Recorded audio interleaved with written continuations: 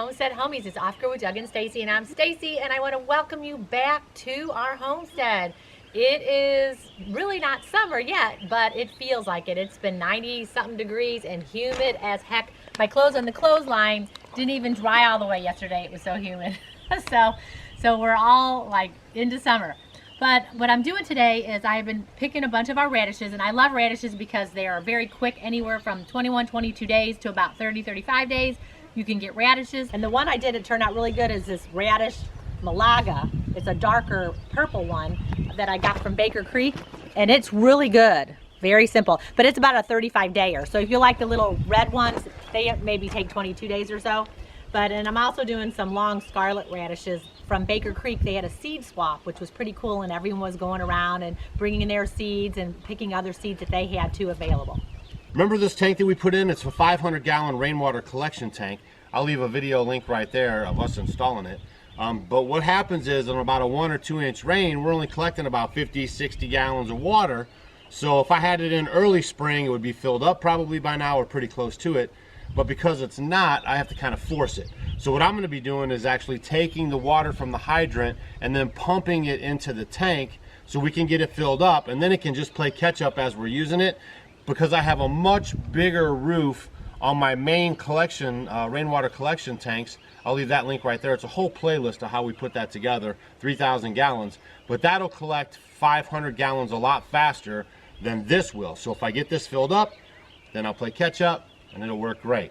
Slightly above the raised beds too, so we're going to move the hose that's, you know, probably pumping out a little slower off of the hydrant there because she kind of drags it uphill and all that. So now she should really have a good way to water all the beds and everything. The first thing I need to do, because our siphon hose doesn't have an end on it, I can't really hook it up to my hydrant, is I'm filling up a 5-gallon bucket, and then I'm going to turn on the pump, which is right there.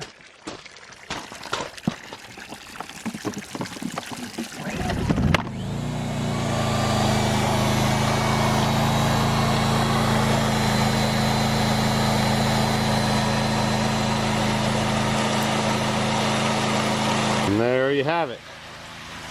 So we'll get this all filled up, 500 gallons, and then we'll be off to the races for our summer watering.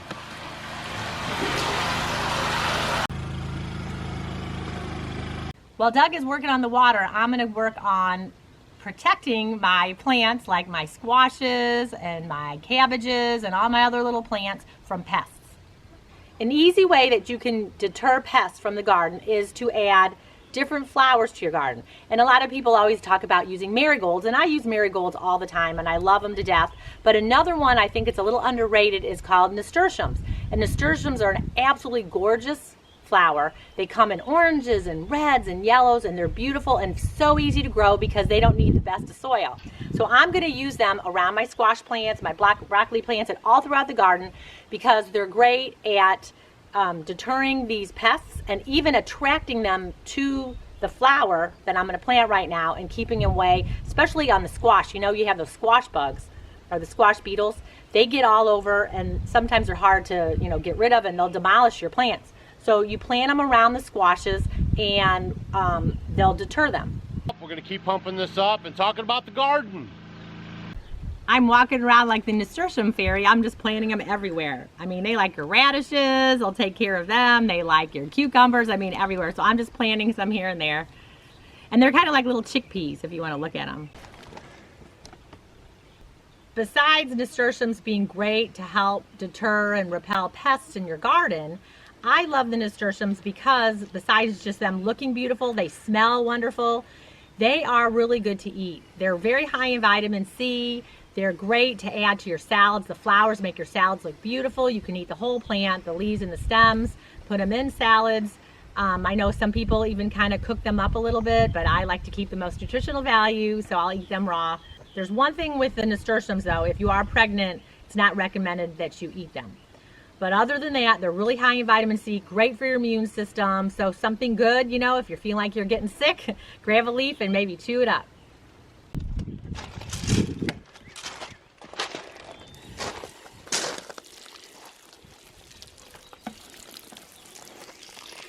It might not look like much, but when you're off grid and rainwater is your only source and you have no power, no pumps, no problem, It works like a dream.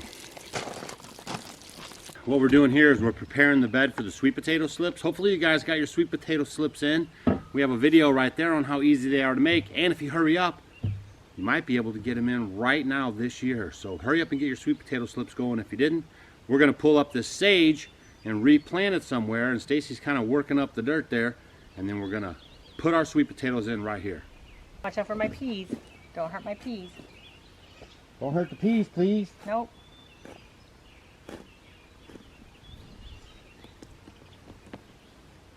Ooh, it went kind of deep, didn't it? Oh, my poor little sage. Oh, there's an onion down there. You never know what you're going to find. It's like a treasure chest. Worms and everything else. All right. Looks good. So that's the secret. Get those nasturtiums in your garden to help deter those pests that like to eat your food. I think these things are so good to put in your little arsenal to have when you're trying to grow organically, to make things as healthy and as good as you can. And I just like to do these things that are tried and true. They've been around forever. And now I'm planting my sweet potatoes. So now it's time. I'm going to be planting my sweet potatoes. They're going crazy in the kitchen. So I'm going to need to plant my little sweet potato slips in there. I have so many of them. And I'm trying them over here because you shouldn't put your sweet potatoes in the same place that you put them because they kind of suck all the nutrients out of the soil. So I'm moving them up over on this side of the garden or the raised beds. So we hope you guys are enjoying all these gardening tips and tricks we're giving you. Companion planting is always something, if you can do it, you really should. It helps with fighting disease and pests. It helps other plants thrive, and it's really something to look into. Also, when we were at the Baker Creek Spring Planting Festival, a wonderful homestead homie, he brought me a little bitty slip from one of his purple sweet potatoes, and he says that they're huge. So the kind that I have, the Molokai ones, they're more tubular, tubular and longer. And they actually, they turned out so good. Yeah, they turned out really good. They had a really cool flavor, and they had a really nice look when we they were beautiful, beautiful. We just finished them, actually. Yeah, I think we have a couple more left. Yeah. We have a few more. But he says these are huge, so I'm interested to put these in and see what happens. So I'll have to maybe. So we'll have to put that on a in the corner. Separate spot. Yeah, it's your job. You can plant it.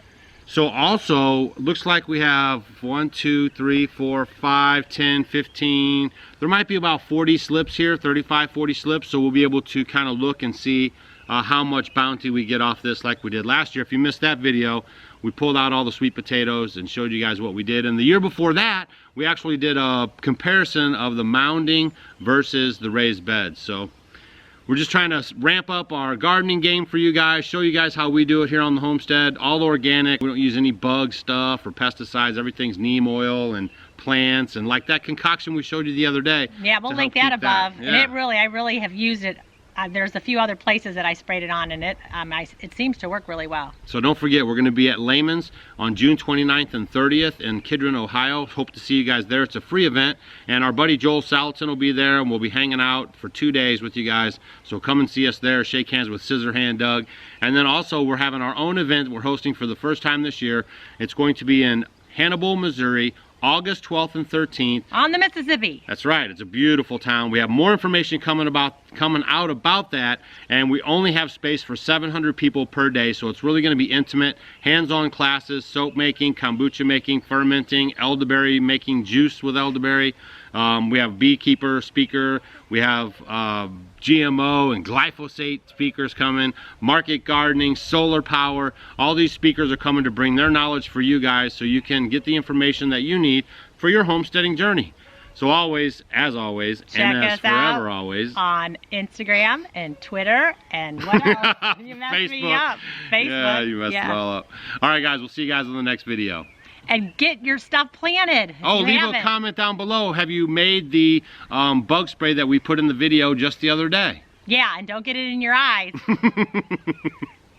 See ya. Hey guys, thanks for watching our video. You might want to check out these videos. And if you want to become a homestead homie, click the picture of us below.